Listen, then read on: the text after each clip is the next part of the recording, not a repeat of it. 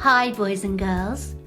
Have you ever watched or listened to one of those dreadful phone-in shows where everyone tells the presenter what they reckon about things in the news?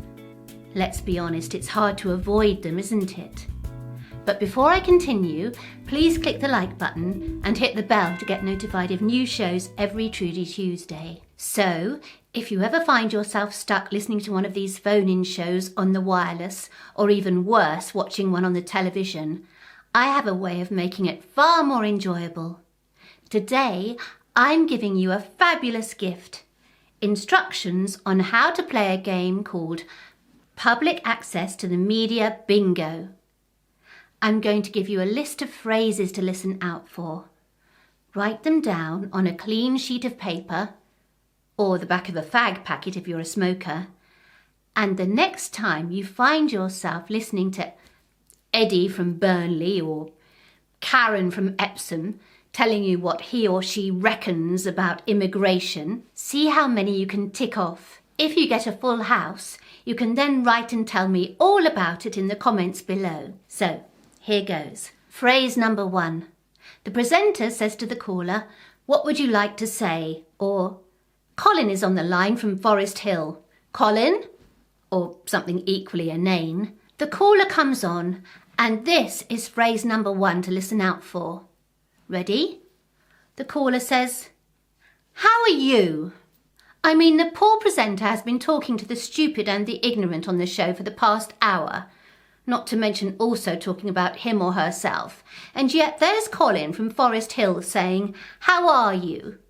completely oblivious to the fact that the state of the presenter's health has been established beyond any doubt. For God's sake, Colin, what is wrong with you? Phrase number 2. This is usually spoken by tabloid-reading imbeciles who think that no one has employed the phrase before.